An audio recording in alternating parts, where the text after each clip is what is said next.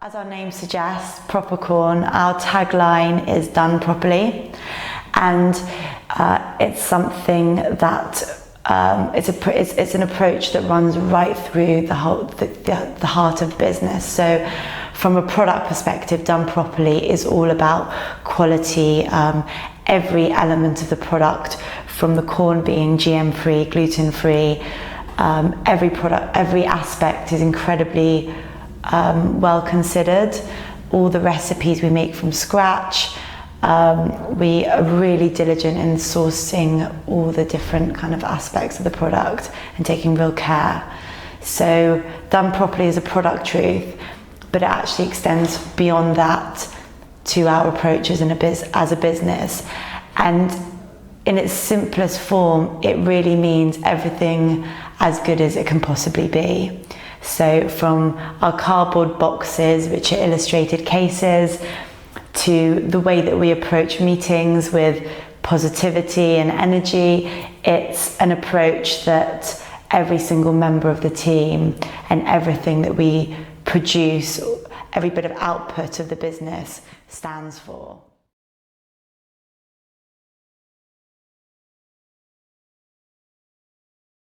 In terms of trying to find our first customers, I don't think there is any kind of magic recipe. It really is a case of following every lead, cold calling, meeting up with anyone who's willing to give you their time and being grateful for their time, and turning up prepared. I mean, it's all well and good having a great product.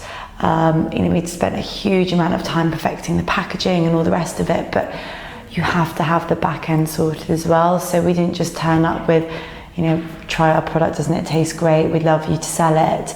There was, a robust business plan behind it. We were able to operationally meet all their requirements. The back end had to meet the front end as well.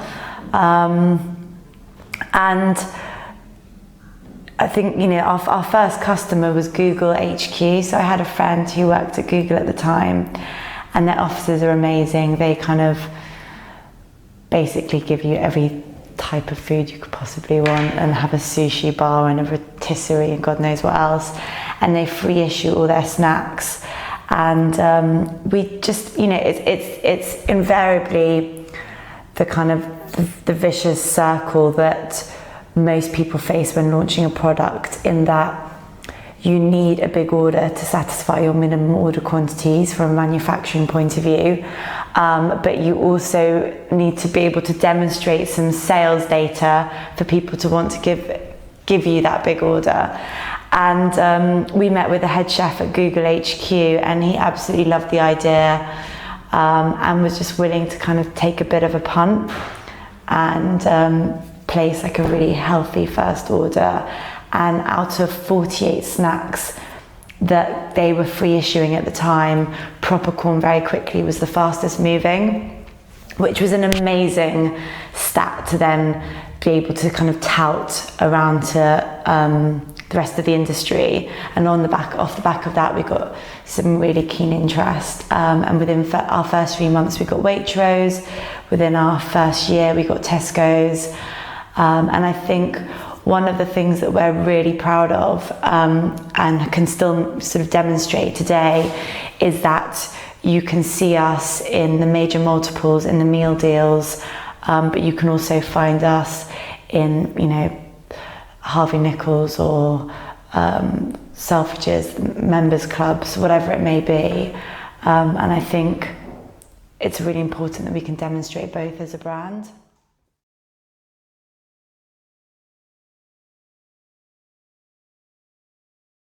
So when I first had the idea, I needed to, save some money. So I moved back home and managed to save about 10k. And then in order to satisfy minimum order quantities, we needed a bit of seed capital. So we got some private funding of about 30k. And then within our first year, went through a kind of slightly more formal round of investment, for a little bit more. Since then, we haven't raised any further funds. Our cash flow is sustainable, and I think from an investment point of view, it's really important that for us to take on investment, it's not just about funding, it's also about smart money. So it's the added value. What can the investors bring to the table above and beyond the cash injection? Are there contacts? Is there sort of expertise, experience? Can we go to them for kind of sanity check on big key decisions? It's that kind of added value that's really important to us beyond just the kind of the check.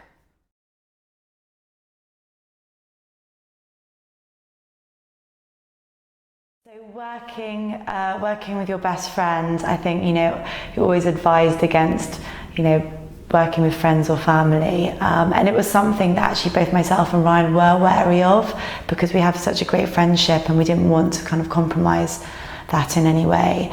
So very upfront, we've sort of, I guess, had an agreement that we would always kind of be very open and honest and communicate as much as possible. And, invariably, of course, it has its challenges, but it's a great relationship, and we really kind of bounce ideas off each other, and it's just great to be accountable to someone. I have so much respect for people that are able to do it completely on their own, because for both of us, it's wonderful, kind of, I guess, especially in the business, in the infancy of the business, already having that sense of team. It just injected for us much more momentum and pace into the business growth. And I think, at a strategic level, we're involved across all areas of the business pretty much together. And then we sort of, I guess, try and take ownership of various departments between us. And I think that as we grow, the challenge is to ensure that myself and Ryan's time is really kind of future focused, that we're constantly focused on growing the business rather than sort of doing day-to-day management. I think that we need to shape the business in a way that allows the business to function and allows us to kind of push it on. And that's something that, at this kind of 3.5 year timing, that we're consciously trying to put in place. Something we place a huge amount of emphasis on as a business is the relationships that we hold. Business, it sounds cheesy, but essentially is just people, and it's so important to not kind of depart from that. We want to work with people that we like working with, and we hope that they enjoy working with us as well, otherwise it's no fun for anyone. So, it's right through the kind of the team in its entirety. Everyone is empowered to really invest in those relationships, whether it be with buyers, with suppliers, with people that we collaborate with from a marketing perspective. What we are reluctant to do as a business is just kind of, I guess, sponsor things or have kind of empty relationships. If we're going to be involved in something or build a relationship, it needs to be wholeheartedly. So, for example, our relationship with the British Fashion Council, we're the official snack of London Fashion Week, something we're really proud of and excited by. But it's not just a case of, sticking a logo on an event. Can we collaborate with the young designers? Personally, I've done some mentorship and judging for the BFC. What ways can we get involved and support and develop the relationship in a richer way? And I think that's to everyone's benefit. You get so much more out of the relationship with our buyers, and we don't just kind of, we treat every buyer, regardless of size, with the same level of interest and attention, and it's all important. So if we're making internal decisions, it's great to hear from a buyer perspective how they're seeing the category, what they're seeing in the market, and not just kind of blindly following sort of what's going on between these four walls, but actually really collaborating, including everyone in on the process and on key decisions.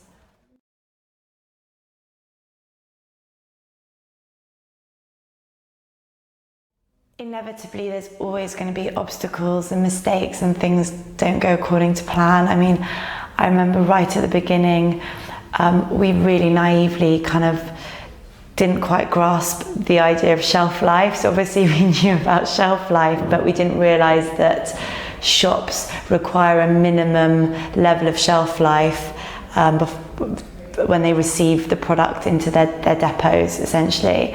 And so we had this big production order of popcorn, and we're getting close to where that limit was, and had to shift, I think it was about 30 to 50 Ks worth of popcorn. This was, when we were really small and we didn't have that fluidity in the business.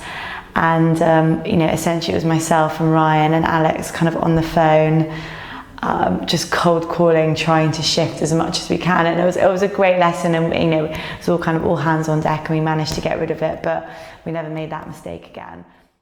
Our naivety has often been our biggest weapon, because it's maybe allowed us to approach things in a slightly different way to the way that kind of other brands have, and that's probably given us a bit of cut through and differentiated us in the category a bit. So, a good example of that is everything we do, we place a huge amount of emphasis on the aesthetics of the brand. So instead of just doing brown cardboard boxes, we're like, why don't we illustrate them, make them really colourful?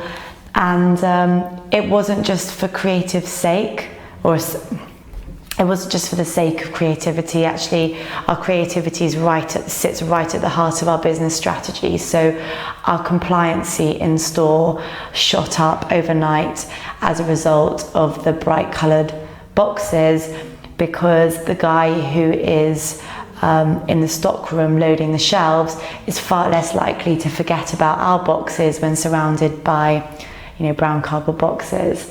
So I think that was a really great example of where maybe our lack of experience and wanting to just make everything as good as it could possibly be actually had a real kind of commercial impact to our business. The aesthetics of the brand is something that, on a personal level, I'm incredibly passionate about. And when I was saving money to set up the business, I spent about £6,000 with a packaging designer who had been recommended, who was hugely talented. And I think I just wanted to feel comfort from, using an expert. And the designs came and they looked great, but they just didn't feel authentic. It didn't feel like me. And so as we were getting closer to launch, I basically decided to put them to one side and completely start from scratch, and really crudely designed the packaging on PowerPoint. And a friend of mine who's an illustrator kind of said, can you illustrate the seasoning at the bottom of the pack? And we kind of cobbled it together. And I think it was a really important lesson in, actually, you don't always have to use the experts, and actually if you back yourself and place emphasis on your own intuition and gut feel, that authenticity does come through. And every creative output from Propercorn comes from the team. It's something that really, I believe, sets us apart from a lot of businesses. So we very, very rarely outsource anything, especially creatively. Every time we do, it does feel slightly detached, and we've got, for want of a better word, quite an inexperienced team, but they more than make up for that with attitude and talent and passion. And I don't know, I think it's given us an aesthetic that is a little bit different, and I think it's because it hasn't just been designed from someone outside of the business. It comes from us. All the ideas, all the brainstorming, it's all done collaboratively as a team.